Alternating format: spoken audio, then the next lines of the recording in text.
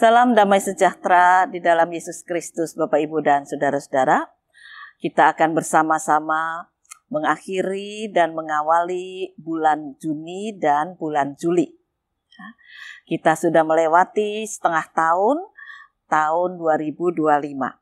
Nah, apakah undangan dari Tuhan Yesus kepada kita untuk tetap setia menjadi anaknya masih menjadi pegangan hidup kita yang kuat? Marilah kita belajar dari firman Tuhan hari ini, kasih yang mengagumkan. Bacaan firman Tuhan dari kitab Yeremia pasal 3 ayat 14 sampai dengan 22. Kita akan awali dengan bersama-sama berdoa. Tuhan Yesus, di tengah perjalanan hidup, seringkali kami mengalami persoalan besar. Tapi kami percaya Engkau setia. Oleh karena itu buatlah kami juga setia, tetap percaya bahwa Engkau tidak pernah meninggalkan kami, melainkan Engkau mendidik kami, menegur, menasehati, bahkan Engkau menopang dan menggendong kami. Sehingga perjalanan kami selanjutnya akan tetap bersama dengan Engkau. Kiranya Engkau berfirman kepada kami. Inilah doa kami dalam nama Tuhan Yesus Kristus. Amin. Kembalilah, hai anak-anak yang murtad. Demikianlah firman Tuhan.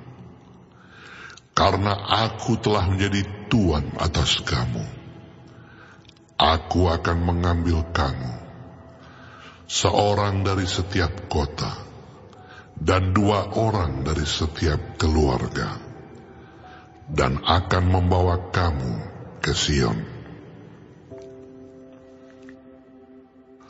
Aku akan mengangkat bagimu gembala-gembala yang sesuai dengan hatiku. Mereka akan menggembalakan kamu dengan pengetahuan dan pengertian. Apabila pada masa itu kamu bertambah banyak dan beranak cucu di negeri ini, demikianlah firman Tuhan. Maka orang tidak lagi akan berbicara tentang tabut perjanjian Tuhan. Itu tidak lagi akan timbul dalam hati dan tidak lagi akan diingat orang.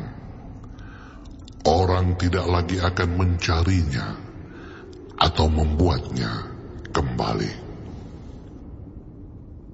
Pada waktu itu, Yerusalem akan disebut tahta Tuhan, dan segala bangsa akan berkumpul ke sana. Demi nama Tuhan ke Yerusalem, dan mereka tidak lagi akan bertingkah langkah menurut kedegilan hatinya yang jahat. Pada masa itu, kaum Yehuda akan pergi kepada kaum Israel, dan mereka akan datang bersama-sama dari negeri utara ke negeri yang telah kubagikan kepada nenek moyangmu menjadi milik pusaka. Tadinya pikirku, sungguh aku mau menempatkan engkau di tengah-tengah anak-anakku, dan memberikan kepadamu negeri yang indah, milik pusaka yang paling permai dari bangsa-bangsa.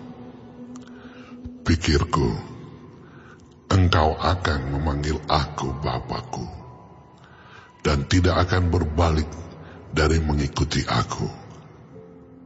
Tetapi sesungguhnya, seperti seorang istri tidak setia terhadap temannya, demikianlah kamu tidak setia terhadap aku, hai kaum Israel. Demikianlah firman Tuhan. Dengar, di atas bukit-bukit gundul, kedengaran tangis, memohon-mohon dari anak-anak Israel, sebab mereka telah memilih jalan yang sesat, dan telah melupakan Tuhan Allah mereka. Kembalilah, hai anak-anak yang murtad. Aku akan menyembuhkan engkau dari murtadmu. Inilah kami. Kami datang kepadamu. Sebab engkaulah Tuhan Allah kami.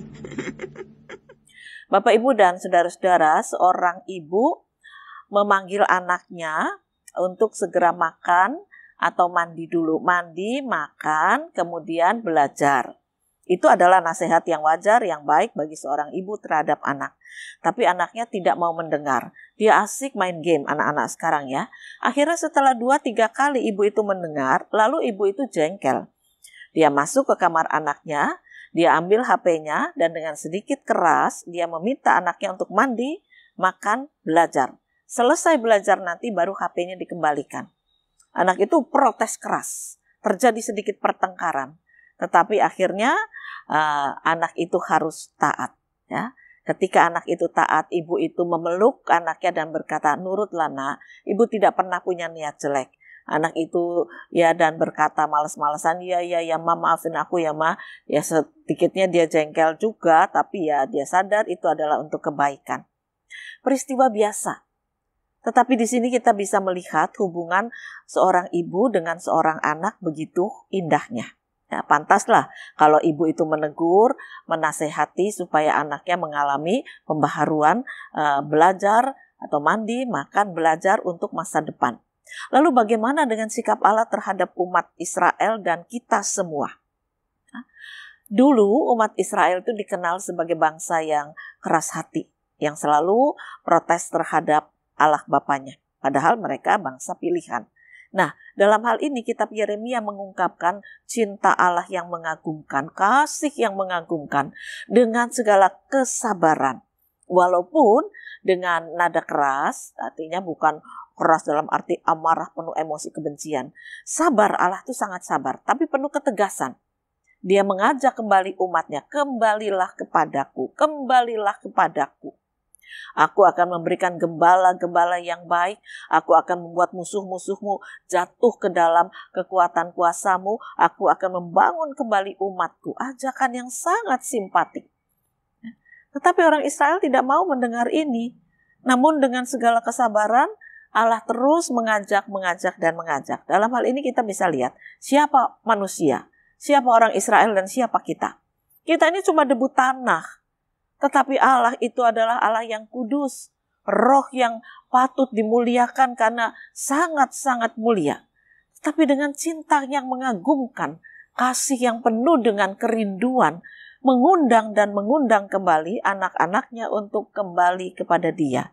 Apa sih tujuannya? Kalau nggak mau kembali gimana? Ya nggak apa-apa. Bagi Allah kalau manusia tetap menolak, ya itu pilihanmu. Kamu akan kembali menjadi debu tanah dan rohmu kembali kepada neraka. Tetapi kalau kamu mendengar undanganku, memang sesaat tubuhmu akan menjadi debu tanah, tetapi akan dibangkitkan kembali untuk hidup dalam kerajaan kekal. Penuh kerinduan, penuh cinta kasih. Allah mengundang umat Israel, orang Kristen masa kini untuk kembali kepada Dia. Nah, bagaimana tanggapan kita? Apakah kita membantah seperti anak tadi, ogah-ogahan, tetapi setelah mendengar kemudian mengalami kesadaran dan menuruti perintah untuk hidup dekat dengan Allah, atau kita datang dan tetap menuntut? Nah, seringkali memang kita itu menuntut Allah. Siapakah kita? Mengapa kita harus menuntut? Ada orang-orang yang berkata, aku mau rajin lagi pelayanan asalkan. Aku mau datang pada Tuhan Yesus asalkan. Kita ini siapa? Kita ini cuma debu tanah. Maka kalau kita diundang untuk masuk dalam kerajaan kekal, itu adalah anugerah yang besar. Jadi jangan dibalik. Jangan karena Allah butuh kita lalu Dia merayu-rayu. Bukan. Mungkin Allah dengan caranya sendiri meminta kita kembali. Lalu kita menganggap, oh Allah butuh kita. Tidak. Allah tidak butuh kita. Kitalah yang butuh Allah. Supaya kita mendapat karya keselamatannya. Karya kehidupan di dalam Yesus melalui pimpinan Roh Kudus. Ada banyak kesulitan akan terus kita hadapi hari ini dan hari esok. Lalu kita akan berjalan bersama dengan siapa? Apakah kita akan berjalan sendiri, menuruti kekuatan, menuruti kepandaian, menuruti kesehatan kita, atau kita akan berjalan dengan anugerah Tuhan bersama dengan Tuhan. Dengan segala kelemahan kita akan ditopang, dituntun, dikuatkan melalui jalan hidup ini bersama dengan Dia. Ajakan yang sangat mengagumkan dan simpatik. Kembalilah. Maka marilah kita juga kembali di tengah pergumulan hidup ini, kembali pada jalan Tuhan, kembali pada karya keselamatan Yesus dalam pimpinan Roh Kudus. Artinya hidup kita ini ditenangkan untuk melewati badai. Ya, tidak bisa badai minggir begitu saja. Atau kita minta pokoknya saya jangan ada badai. Asalkan tidak ada badai saya mau ikut Tuhan. Tidak usah kita bicara gitu. Justru kita melihat kuasa Tuhan itu di tengah badai. Kalau tidak ada badai kita tidak akan pernah merasakan kuasanya. Tetapi ketika kita menghadapi badai dengan kekuatan sendiri, kapal kita bisa karam. Namun ketika kita melewati badai bersama dengan kekuatan kuasanya, kita akan dipimpin sampai ke pelabuhan. Nah, tinggal dipilih. Melewati badai itu memang tidak mudah. Tetapi disitulah kita merasakan kekuatan kuasanya.